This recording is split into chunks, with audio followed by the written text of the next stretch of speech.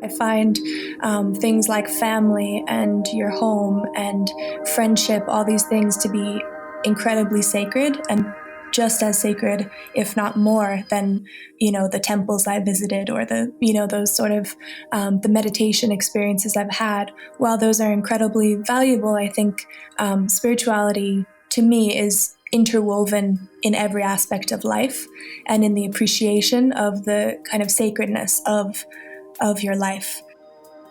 That was Ajeet Kaur, and I'm Henry Winslow. You're listening to Dharma Talk.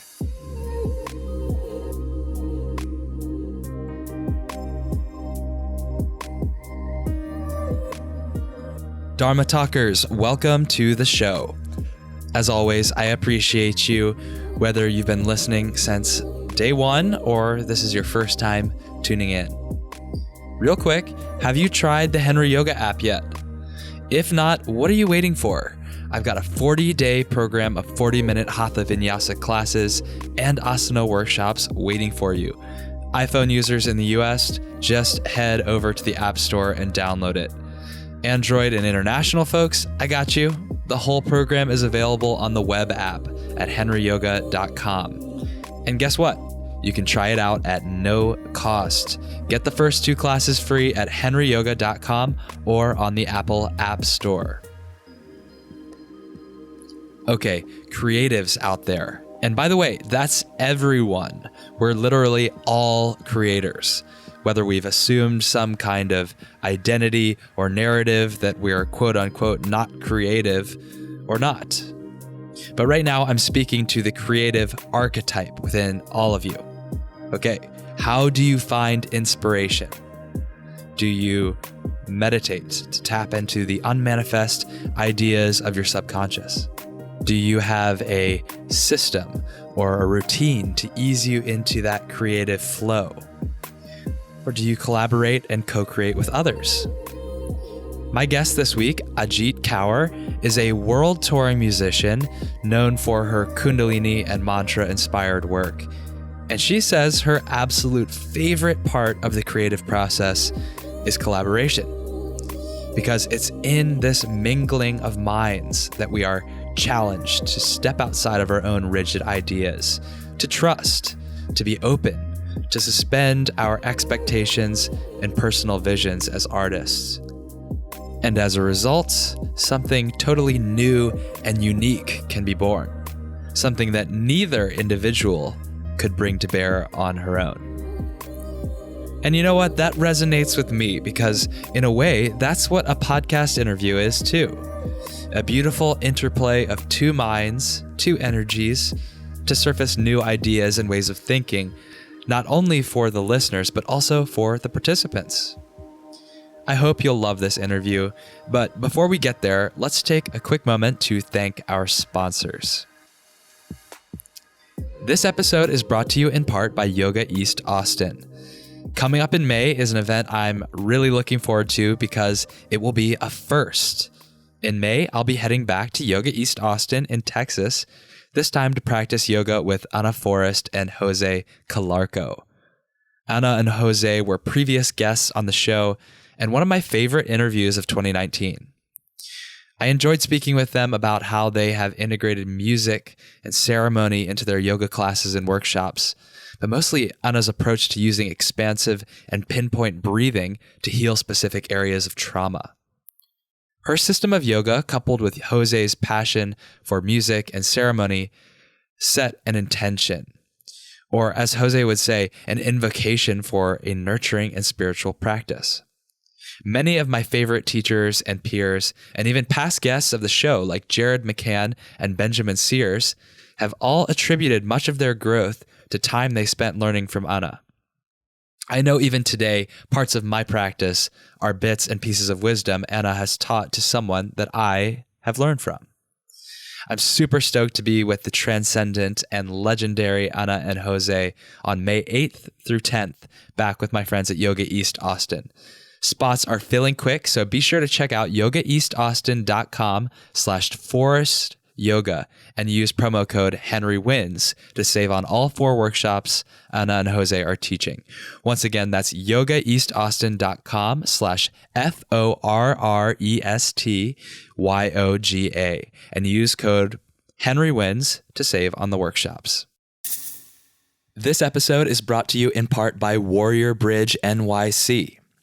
Warrior Bridge is an interdisciplinary movement studio in downtown Manhattan, offering classes in yoga, acro yoga, handstands, and flexibility training. Their classes are skillfully designed, featuring anatomy-informed warm-ups and progressions, drawing from and blending different yoga and movement modalities. While the offerings are diverse, what's constant is an emphasis on practicing in a way that honors where you're coming from and where you're trying to go. Warrior Bridge offers a full schedule of weekly classes, weekend workshops with visiting instructors, and teacher training programs, the next wave of which will be held this summer in NYC. First up, anatomy and movement teacher training from July 15th to 25th, led by Sean Langhouse and Emily Lazinski. Sean was a past guest on Dharma Talk, of course. This training is designed for both practicing and aspiring teachers who want to better understand anatomy and how the body works, as well as Warrior Bridge's unique training methodology around yoga, handstand, flexibility training, prehab, and injury prevention. And the next training will be their Acro Warrior teacher training from July 27th to August 6th. This is New York City's only acro yoga teacher training and is all about immersing yourself in the acro practice and acquiring the skills to safely and intelligently lead acro yoga classes and practice. Learn more and register at warriorbridge.com. Now, to formally introduce my guest this week, Ajeet Kaur at Ajeet Music on Instagram is a world music artist, weaving inspiration from traditional Irish folk to mystical and meditative soundscapes. She and her band have assembled from Spain, Ireland, and the United States to offer a musical experience which transcends boundaries and takes listeners on a journey through melody and sonic texture. Collaboration is central in her work, and some of her collaborators include Trevor Hall, Aisling Urwin, Sukhmani Rayat, Rising Appalachia, Snatam Kaur, Seamus Egan and Peia. Her newest album, Indigo Sea, was self-produced and engineered and was released independently with support from fans and listeners. Celebrated as #1 on the iTunes World Chart and Billboard Top 10 New Age chart, Ajeet Kaur's music continues to be embraced by communities all across the globe. If this episode resonates with you and you would love to know more about Ajeet and check out her music, of course, then go to dharmatalk.show and type Ajeet in the search bar. That's spelled AJEET. And there you will find all the notes, highlights with timestamps, and links for this episode. And if you're looking for something to read, then check out my running list of every book ever recommended on Dharma Talk. Ajeet recommended 3. So go to henrywins.com/books and pick one out. Now, without further ado, please enjoy my interview with Ajeet Kaur. Ajeet Kaur, I am so happy to have you on Dharma Talk today. I am a huge fan of your music. I love to play it in my yoga classes, and I feel like at any given time when I'm driving, I'm either listening to mantra music or playing podcasts. So this is kind of an interesting mix of my two worlds today. How are you? Yeah, that's so great to hear. I'm pretty similar. I'm doing really well, and I'm excited to have a talk today. Looking forward to it. Very good. Well, we start every episode with the same opening question, which tends to outline where the rest of the conversation will go. So I'll lead you with that question today. What does the word Dharma mean to you? And what is your Dharma as you understand it now? You start with the small stuff, huh? Well, I definitely grew up with the word Dharma around a lot. Both of my parents are very into Eastern traditions and spiritual traditions in general. So this word was, always kind of floating around, and from the different lenses of many different traditions. So I feel like my own personal understanding of it at this point is that it's your own sense of calling, or your own kind of existing in what feels most true and kind of sits in the best possible way. So I feel like this doesn't have to be a spiritual sort of calling necessarily. Some people, their Dharma would be a sort of spiritual calling, or towards a certain practice. But I feel that it's actually much bigger than that, and something that every person of every walk of life would experience. That kind of sense of when you move into something and you feel like this is right, this is like really in line with me, and versus kind of a path that might be for other reasons that doesn't quite sit right. So I think that sense of Dharma is really when you're walking a path that sits in a very peaceful place within yourself, that you really feel right in every aspect of that path you're walking. And for you, of course, you have found a spiritual way of life. Maybe for another person, it doesn't look that way, but would you say that there is some spirituality behind being in a path of life that does feel right compared to doing something that someone told you to do, or any other kind of reasoning that people have for taking steps that don't feel right?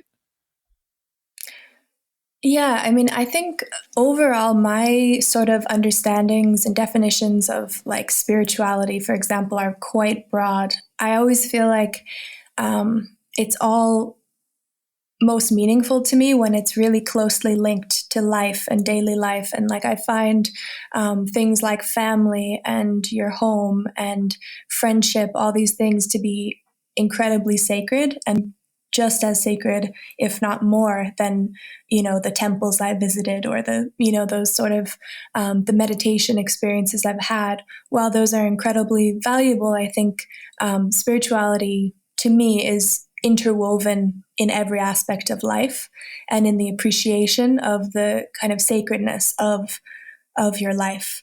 And so yeah, I guess I would say it is spiritual, but it doesn't have to appear that way from the outside. Right. I would agree with that. It's easy for someone to look at, let's say, someone like you who, wears certain type of clothing or sings devotional mantras, and say that's spiritual, versus what I'm doing is not. It's everyday. It's like modern even. But in reality, spirituality is something that's totally infused into your way of life and your approach and attitude toward whatever it is that you're doing. I agree with you 100% on that. How did you take your background and your lessons that you alluded to earlier from your parents and find your way into your current practice of spirituality? Like, what was it that what sort of impressions did your parents leave on you, and how have you gone off on your own? Yeah, that's a great question, because I think it's so individual and so important for each of us to kind of have what we're given in childhood or in our early years, and kind of grow then also into our own understanding of that. And I've definitely had lots of experience with that, and continue to, and I hope I'll always be exploring and changing and finding my own path more and more. But when I was growing up, my father, both my parents are quite spiritual. My father was in a Catholic monastery, training to be a priest for 13 years as a young person, starting when he was 13. So he, of course, studied a lot of world religions and theology, and learned Greek and Latin within that context, and then has continued to translate a lot of sacred texts and of many different traditions since then.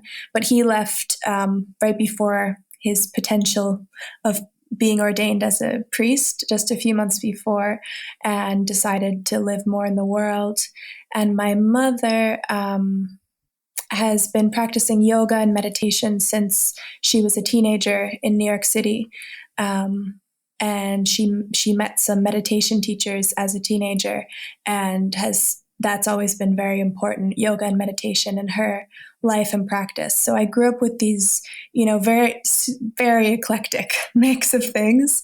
And I have gone quite deeply into like the yoga, meditation, and I've spent a lot of time in India and a lot of time within the Sikh tradition.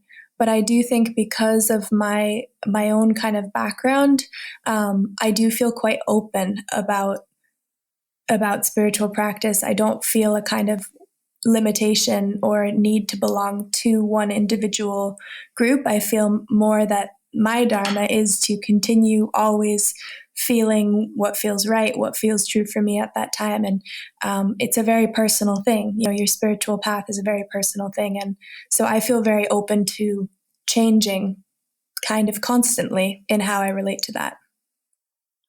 Yeah, you're quite lucky, I would say, in being able to see different paths toward one truth, even from an early childhood perspective, with your father being in the Catholic side and your mother being more open to yoga and Eastern philosophy. Would you say that is common amongst the Sikh or Kundalini crowd in that community, to be open to multiple different, maybe even a non-dogmatic approach, or is that something that's unique to your background? I think mostly it's unique to my background, but it's also something that is definitely within kind of the tradition of the Sikh tradition. But I think also it's within almost every, religious tradition. If you go far enough back, that there's that kind of openness and inclusivity and desire to recognize everyone's kind of individual path. And but I think, for the most part, spiritual traditions lose track of that at some point. And I think definitely my experience of it is that my kind of experience of openness and exposure to a lot of different practices would have been just pretty individual to my kind of family setup, my strange and wonderful family. Yeah. Well, let's go back to the beginning of your practice. And I know, it's been infused into your life from a very early age, but you have a practice now that consists of Kundalini yoga, among other things, and performing music. So how did you get there? When did music enter your life? Was that something that was influential from your parents, or something that you found on your own? And how did you begin to interweave music with your sadhana? Well, it's definitely something. Music has always been a part of my life and my kind of upbringing. My family is Irish on both sides, and if you are familiar with Irish families at all, there's often a lot of music, and I think some families more than others, and especially my mother's family, there's just a really strong kind of daily practice of traditional Irish music, singing in Irish, and at every meal that we have with our relatives, we'll all kind of either read a poem or sing a song or play an instrument. And my family kind of also brought that just into our household, always having friends over, bringing their instruments and kind of sitting around in the living room playing music. So my kind of upbringing with music was more through Irish music. And also my grandfather was a musician. I actually, as I'm sitting here, I'm looking at his fiddle is hanging right above my kind of work spot. And so he was one of the first people to teach me music starting really young. He had an organ in his basement. He was a plumber, and I'd go down and he'd teach me chords on the organ and teach me the fiddle. And my father also is a great musician who learned from his father, but also in the monastery was really focusing on music. So yeah, I guess it's always been a part of life in that way. And then at some point when I started getting more into yoga and meditation, it was actually for kind of health reasons. When I was probably 9 or 10, I started getting more into having my own yoga practice. And there's a lot of chanting and meditations with music, especially within the Kundalini tradition. So that was kind of an easy way for me to kind of latch on to this piece of the practice that music was already something I really loved. So it was a very natural sort of progression into also relating to music through more of the spiritual traditions. If it's not too personal to ask, what sort of health problems were you experiencing at age 9 or 10 that led you to yoga? I was dealing with an autoimmune disorder that's pretty common, Hashimoto's, and also a number of other sort of seemingly unrelated, but I think maybe related, sort of different autoimmune issues. And so I was just dealing with a lot of kind of chronic pain and fatigue, and that was kind of hard as a really young person, just as a child trying to understand how to continue going to school and doing the things I love to do. But it definitely had a really big impact on me to kind of deal with illness and things starting at a very young age. I think that has been one of my sort of biggest teachers in life, for sure. Yeah, I'm sure. And was your mother practicing Kundalini yoga at the time? She was, yeah. She was also teaching Hatha yoga, but she was also teaching Kundalini yoga. She met Yogi Bhajan in her 20s. And so there was that kind of sense of yoga always being around. But up until the point of me having kind of illness and needing to look for things that would support me, it was more like her own practice where she'd disappear into the place where she did her thing, and as kids we'd just kind of watch and wonder what she did in there. And then at that point around like 9 or 10, I started getting more interested in it myself, and we started going to yoga classes together, and I got more engaged in that side of things. Mm-hmm. Yeah, this is really interesting to me because you never know with parents and children. Sometimes there's a tendency to kind of rebel against whatever your parents are doing, but I don't know what the factors are at play. But in this case, you saw that she was doing something that maybe had a little element of wonder and mystery behind it, and it was enough to draw you in. Was there ever a moment where you resisted it because it was like, oh, that's mom's thing? Yeah, definitely. I think for most of my teenage years and kind of preteen years, I was more than happy to go to yoga classes and also to go to some healers that were very important to me within that community. But I wasn't about to go and advertise it to my friends. But then I took teacher training when I was 16, and I think that was a big part of then feeling like it was my own thing to share and to kind of own, that was quite separate than my mother's. What does your practice look like now? I'm sure that as someone who started practicing at age 9, you've gone through a lot of different phases and stages of evolution with your practice. I have, yeah. I mean, I think I am just always going to be fascinated and drawn to many different traditions and many different practices. So at this point, the aspects of Kundalini yoga that I would have most in my own kind of daily life would be meditation practices, and then I do Ashtanga yoga and a number of other kind of types of yoga. I'll go to Yin yoga classes, and so my own practice is still quite eclectic, and I feel at this point that definitely music is my primary kind of place of finding whatever that is that we get out of our kind of contemplation and stillness, and it's just kind of the place that feeds me most in that way. Well, let's talk a little bit more about that. What similarities or areas of overlap do you find between music, whether it be composing or performing music or listening to music, overlapping with traditional notions of what a yoga practice looks like?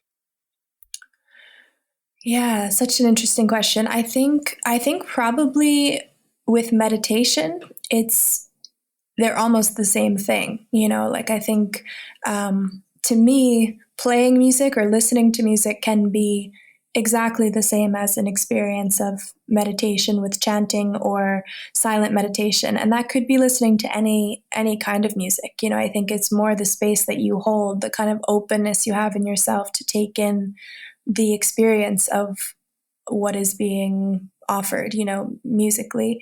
I think with yoga, it's a little bit different because, I think the experience of breath and movement being, linked is really pretty powerful. That's in the experience of yoga. And I would personally kind of think mostly of music and meditation as being most similar.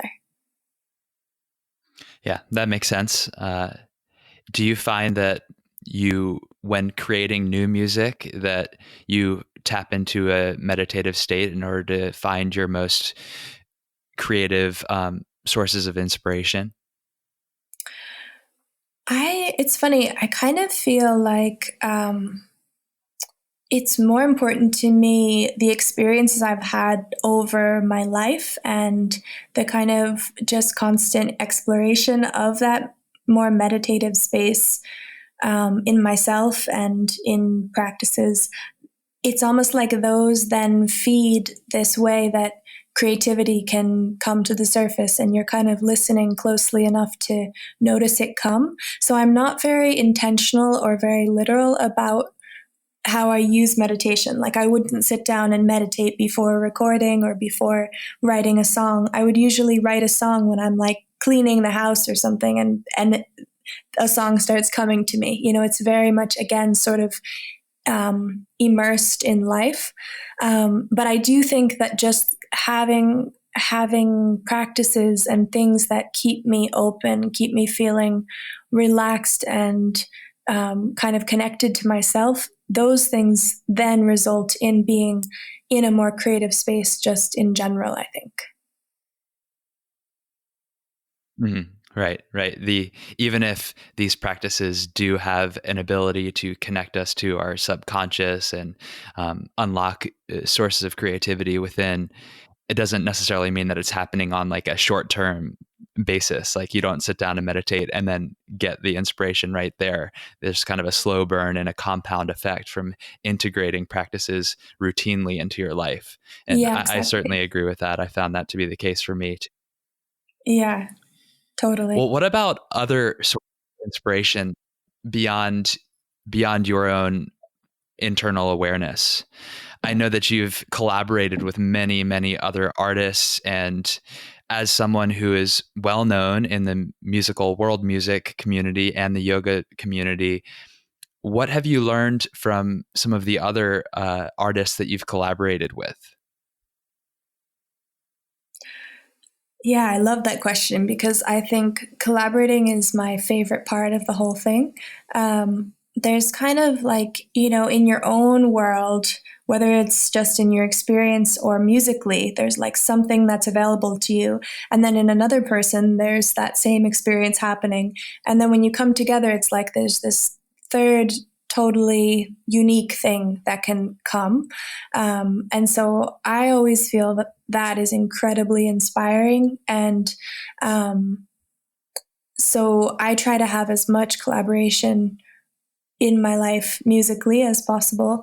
And so that could be something as simple as just like in my kind of local pub, I'll go and play in the play in the like Irish sessions with my guitarist, and we'll just that kind of collaboration that'll kind of after like a heavy day leave me feeling so light. So to me, that's collaboration as well. But then with artists like Trevor Hall or Peia or Rising Appalachia, those experiences were people who I just really kind of appreciated and admired as people and as artists. And I was just really excited to see what would come, as we kind of brought our individual creativity together, what that third entity would be like. And so, yeah, I guess the thing I learned most from that is just the kind of trust and openness to come to a collaboration ready to allow something that is not kind of my normal way or my expected outcome, and to kind of just allow that that kind of mingling of our creativity to bring something that's totally original and unique. So it's actually quite fun and exciting, but I think it does take a sort of openness and an allowing the expectations to dissipate. Well, now it's becoming very clear how musical expression fits quite nicely into a yoga practice. I mean, these are all concepts that we try to embody in our practice, whether it's through music or through movement or through witnessing the challenges of everyday life. Yeah, it's so true. Yeah. And that's kind of the, I think that's where I'm also feeling that it's these experiences of yoga or meditation being a part of your life, the kind of effects of that or result of that might kind of percolate over time. It might be many years until then there's some sort of blossoming of a seed that was planted 20 years before. You know, I think that's the beauty of these sort of meditation or yoga practices, is that it's not about getting somewhere, but often things just kind of arise out of the openness we bring to whatever our practice is. What has been something that was very challenging about pursuing your music as a career? Ooh, that's a good question.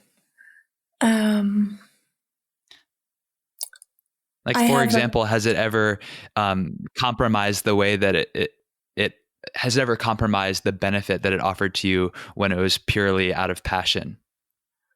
Yeah. I think in terms of making music, I actually feel more connected to that process than ever. And I think being able to do it as my work just gives me an amount of time and space with music that just allows me to kind of always go deeper into it.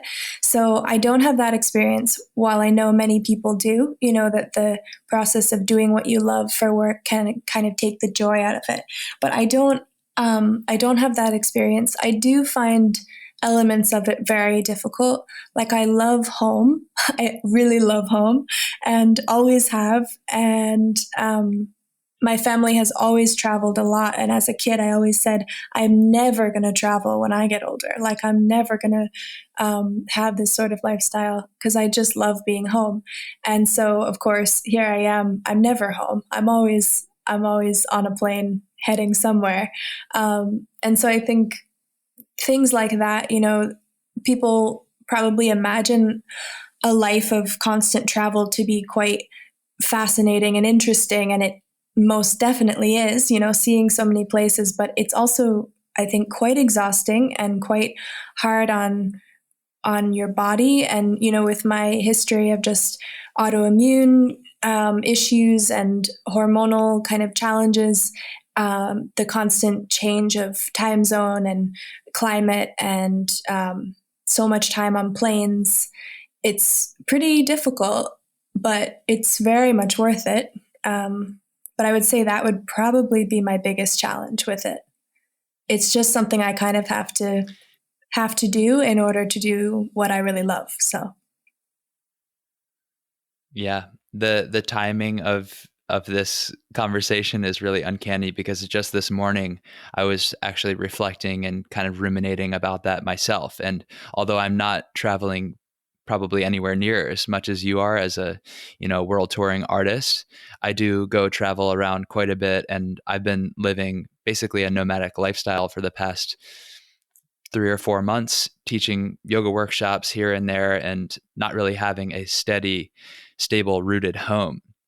And I thought the same thing. It's like, I should be grateful for this, because it's this beautiful opportunity to go expand my horizons and see different cultures and meet different people. And on the one hand, I am, you know, it's like such a beautiful opportunity, but it's easy to lose sight of that when you lose connection to like a sense of yeah, stability.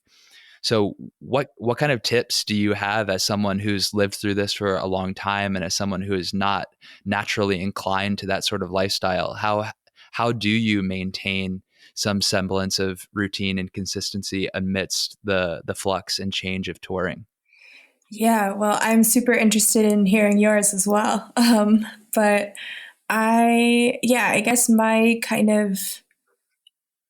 way has just been over the years because I've been doing this for about 7 years, kind of traveling, not full time nomadic, but pretty, pretty consistently, like much more than half the time on the road. And over time, I think I've just kind of discovered what's really important to me, and that would be what I would kind of suggest to anybody is just think of those things about being home that you just love, like for me, just being able to get into my own bed. So even something as simple as like bringing along like my favorite shawl so that I just kind of always have that feeling of like, oh, I can, even if everything's going terribly, at least I can just like wrap up and be cozy and kind of be like a little like I'm getting into my own bed, pretend that I'm getting into my own bed. And things like bringing essential oils that I like to use at home so that I can just make wherever I am smell like the place I like to be. Kind of little things like that. And then, of course, just taking care of my rhythms, like, just staying hydrated and trying to eat really well and all these things that are really difficult when you're traveling. But I think if you keep yourself feeling really good, that definitely makes everything better. When I start feeling really sick and bad is when I more than ever want to be at home. So, yeah, there are ways to make it work. Yeah, I would definitely echo that those points, especially making yourself feel good. I think that's critical. I started experimenting with fasting on travel days, and that actually I found makes a big difference for adjusting to the time zone. I don't know if you've ever Oh, tried that before. interesting. No, I'll definitely have to try that because I've always wondered, the food during travel is always difficult, like in airport food and trying to Hmm. find something that you don't feel terrible at the end of the day. So that definitely makes a lot of sense. Um, Yeah. yeah. Yeah. And also to your point about like bringing along some of the comforts of home that feel familiar, I try to make something about my morning routine the same no matter where I am, so that even though I'm waking up in a different bed and like, the coffee pot is at a different place every day, at least I have, I brought along my like ground medicinal mushrooms that I have for the morning no matter where I am. And that makes it feel like there's something that's the same. Yeah, I'm totally the same. Like I have this little tin of tea bags, which is probably my like lifeline to sanity on an airplane. Just being able to have like my essential oils and my own tea on a 16-hour flight or something. It's amazing how those super small things that if you were at home, you wouldn't even notice them when you're kind of displaced from your comforts, then those little things just become so precious. Absolutely. And so do the more profound things. I mean, I think this kind of goes without saying, but I'll say it anyway. Having your practice remain on lock through all the changes is so big. If I and when you're traveling, that's the time when it's most tempting to slip off, but it's also the most important time to be grounded and attend to yourself, get connected to internal awareness when everything outside of you is changing, so that you have some sort of familiar context to fall back on. Yeah, it's so true. We have kind of a running joke in our band because at the beginning of a tour, everyone's got their practices and they're super strong and like everyone's doing it every morning and everyone gets to breakfast like totally refreshed and really early. And then by the end of the tour, nobody's doing anything and everyone just feels awful and everyone just misses breakfast. Like we don't even get to breakfast. But that's a very extreme case where we're like, 6 weeks playing every other day or maybe even every day on weekends and kind of traveling between.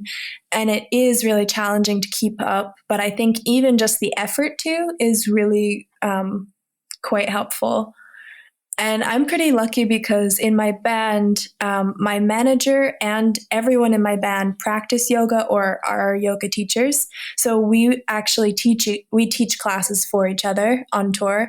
Especially my manager, she's working really hard and doing tons, but not performing. Somehow she maintains also just kind of her temperament. She maintains a lot of energy, and so she'll teach us yoga classes in the mornings when things start getting a little kind of off course. And I think just having that sort of support while traveling is also incredibly helpful. Yes, 100%. I mean, I travel around with my wife often and we teach together, and to have someone else who's not only like on the path with you, but also it offers some external accountability to your practice is huge. Yeah, definitely. When you're on tour, giving these concerts and these performances, do you ever mix in yoga classes, or is the yoga practice something that you kind of do behind the scenes in the tour van and in the green rooms? I used to do a lot more teaching yoga while I was on tour because I do feel that it's really nice, in that space at the end of yoga. At the end of a yoga class, like it's the perfect kind of ideal time to then listen to music. There's this sort of stillness and quiet and relaxation that I think is awesome for then listening to music. But after a while, it just wasn't so sustainable for me to be teaching and traveling and playing concerts every other night and doing these workshops also every other day. So at this point, it's really more reserved for the green room and kind of just to keep ourselves going. And so that's kind of where I am with it at the moment. That makes sense. You've kind of doubled down on your biggest passion, and I mean, I've never experienced your teaching, but I'm sure your teaching is wonderful, but your music is so impactful and is really touching a lot of people. So I can understand why you would want to focus your efforts there. Yeah, it's interesting. What is? Sorry to cut you off. It's almost like the initial question you're asking about Dharma. I think for someone else, probably teaching yoga would be energizing and kind of nourishing in the way that playing music is for me. And so I kind of decided at some point that is more kind of my Dharma, to kind of reference back to that word, like it's more my Dharma because it doesn't take kind of my energy as much. It really actually refuels me. And I kind of love that for someone else, the same thing that I find tiring after a while is what fuels them, what really fills them. So kind of checking back into that idea of, what that is for each individual person and allowing that to be incredibly individual. Mm-hmm. Yeah. Was it, I mean, in hindsight, it's always easier to reflect on the decisions that you made when they work out for you. But in the moment when you were like in the depths of doing everything and not wanting to make a choice and go down one specific path, was it scary for you to kind of walk away from teaching yoga and let other people do that so that you could focus on music? It wasn't so much. I really felt right about it. And if anything, I kind of held on to, and even continue to be honest, teaching more often than I should, given kind of knowing just my own energy levels. And it's just more because people who we work with will have had a workshop in the past and they'll kind of plead with me to do one, and I just love them and think they're great. And so I agree again to, do a workshop followed by a concert, which I know is, quite exhausting in the middle of a tour. So if anything, it has been harder to let go of it just because of other people kind of continuing to want that or kind of expect that, even though I kind of know that someone who it's their dharma to be teaching yoga should be leading that practice, so that then I could be really fresh for doing what is mine and sharing my music in that way. Yeah. Wow. Okay.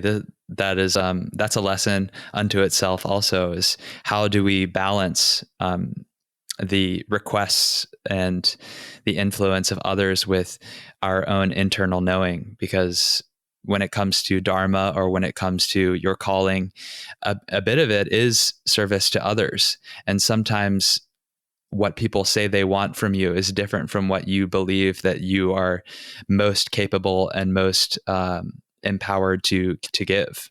Yeah, definitely. And actually, I mean, this reminds me also just of um, kind of walking your own path, exploring spirituality. I think often people become quite attached to another person's kind of spiritual identity, especially if you're teaching yoga or teaching meditation or playing music. People want you to stay kind of the same in how you are in your own kind of spiritual path and sharing.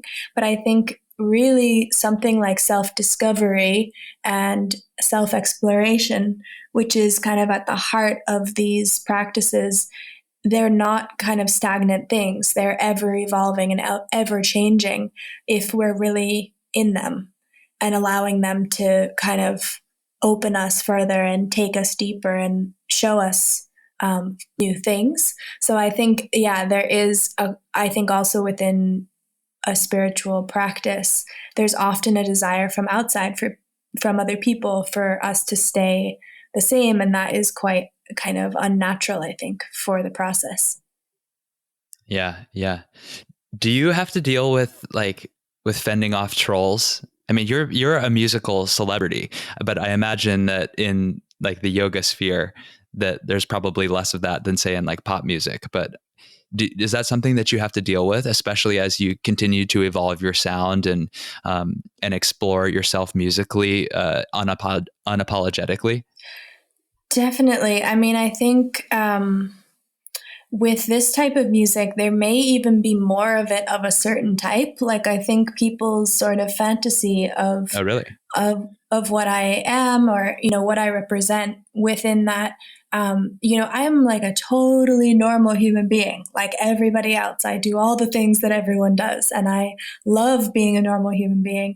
But sometimes people see, my photo or a video or something where I'm really in like a kind of blissed out state. They think I'm just there all the time and I'm some kind of angel or something. And so I actually get some very intense and strange kind of like more obsessive people who really are dealing with severe mental illness. And I've actually really had to deal with kind of issues with my safety, even just out of those sort of things. And I mean, that's my understanding of why that sort of thing would happen, but I'm sure it happens within any type of music as well. But, there are great things about being so interconnected, but then it can be quite uncomfortable to have your life so kind of available and then have people kind of disrespect that openness so kind of intensely. So what do you do about that? For the most part, I mean, my kind of team and my manager really support me a lot, just in like being able to kind of evaluate the level of threat versus, when somebody's actually dangerous versus when it's just a bit odd, or a bit kind of harsh. And then we do, when it's actually unsafe, we do sometimes have to like have,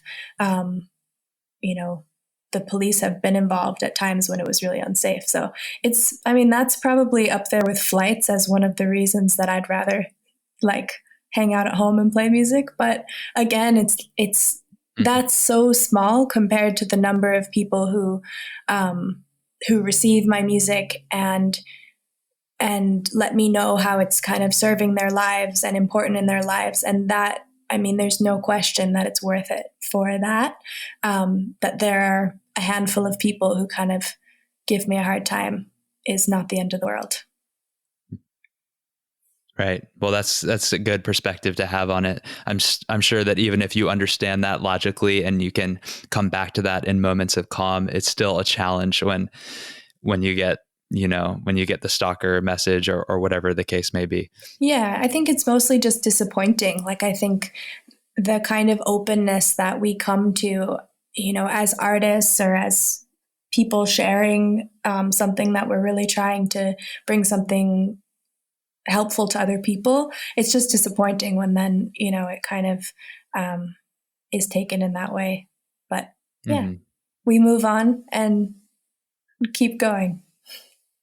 Yeah. And we don't have control over how other people receive our messages, whether it be in music or in yoga teaching or anything else that we're doing to contribute to society. We can only show up as our best selves and have the best intentions. But ultimately, reception is up to that person and their background and their karma. Yep. Indeed.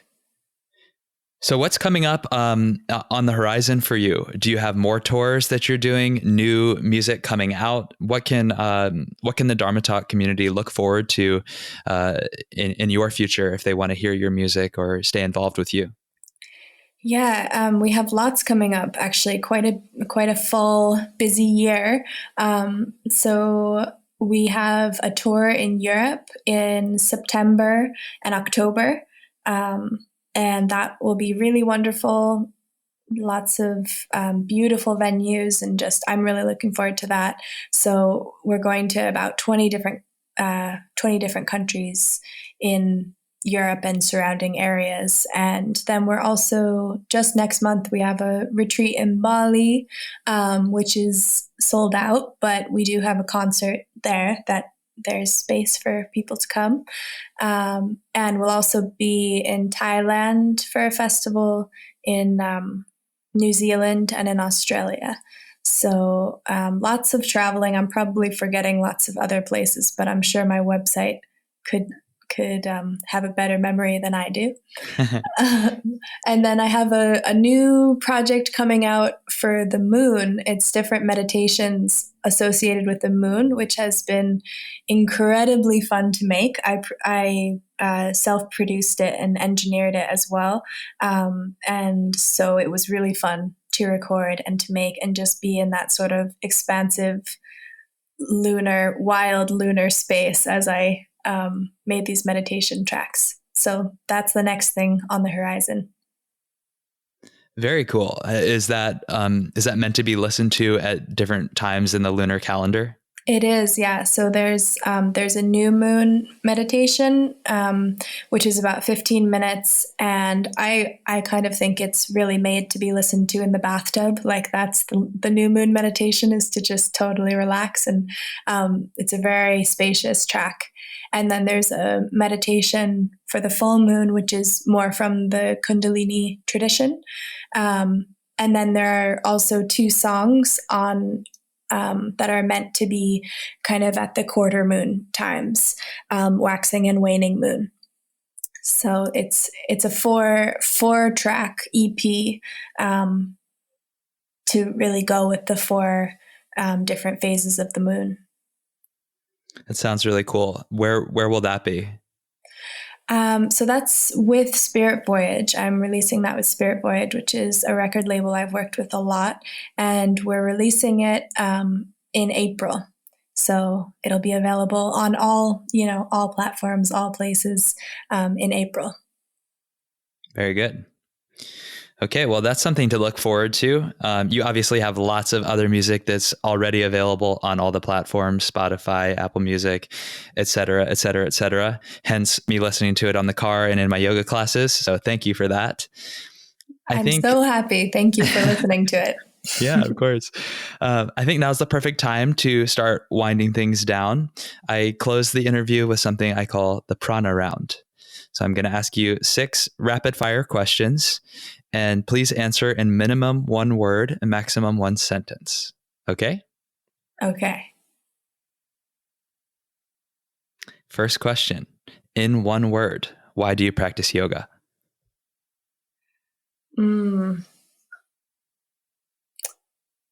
Peace, I guess. What is your favorite yoga pose and why? Ooh, child's pose, because it's the best. What is the single best cue or piece of advice that you've ever received from one of your teachers? And that could be a yoga teacher or a music teacher. Oh, wow. The single best. I don't think I can do that one. Rapid fire. Hang on. Give me a second. Yeah.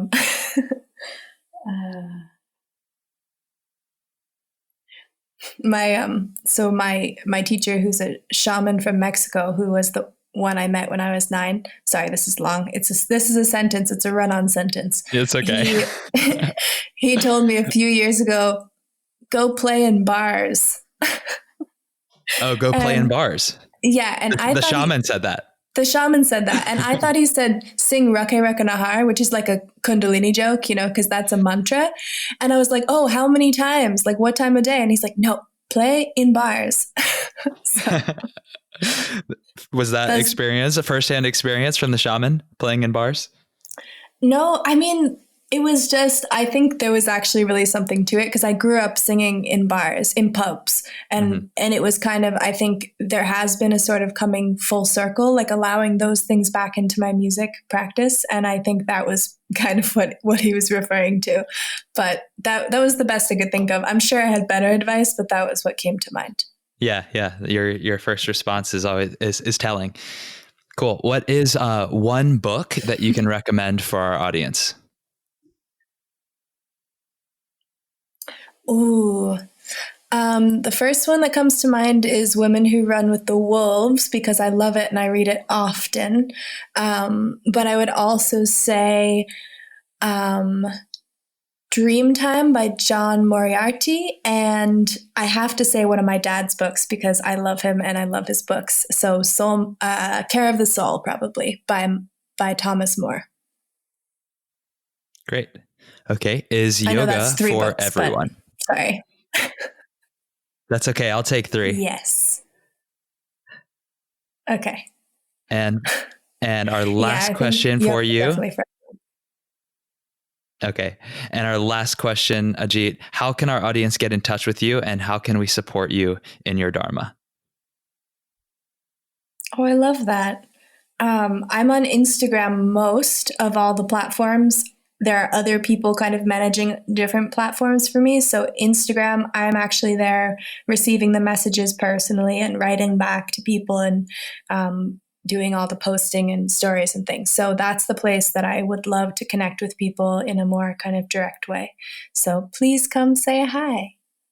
And I guess the way to support me in my Dharma is just to listen to my music and let me know how you feel when you listen to it. Let me know how it comes into your life because, as I kind of mentioned earlier, that's what feeds me most and kind of keeps me really inspired to keep sharing because I'll always play music, but the reason I share it is because I hear that it's meaningful and that really means the world to me and keeps me going. So there we are.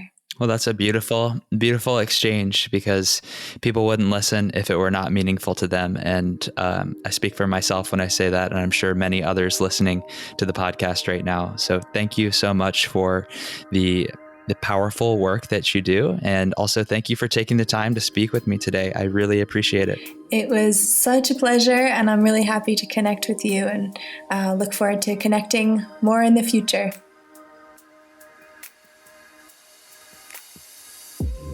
Dharma Talkers, I hope you enjoyed listening to that conversation as much as I enjoyed having it. And if you did, please share it. Take a screenshot, share it on Instagram, and tag me @HenryWins. I love hearing from you about the conversations that make an impact for you. We have the ability to shape the world through our thoughts, words, and conversation. So let's influence the collective consciousness together. All my gratitude to Rory Wagstaff of Ease of Mind Productions for keeping our audio crisp and operations smooth, and to Patrick Kiebzak of Momentology Music and Art for supplying the powerful soundtrack to these conversations. Please remember to subscribe, rate, and review, and tune in to new episodes of Dharma Talk every Thursday. I'll speak to you next week, and until then, keep living your Dharma.